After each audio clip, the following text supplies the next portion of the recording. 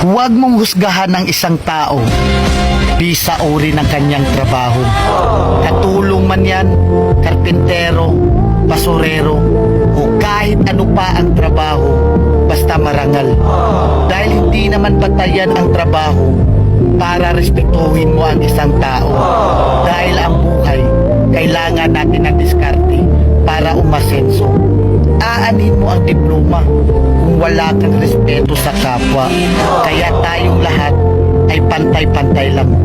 Tayong lahat ay may karapatang tratuhin ng tama kahit walang pinag-aralan.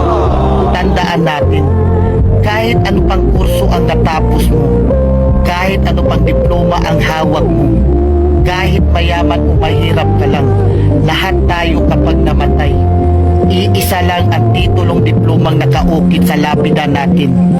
Rest and peace.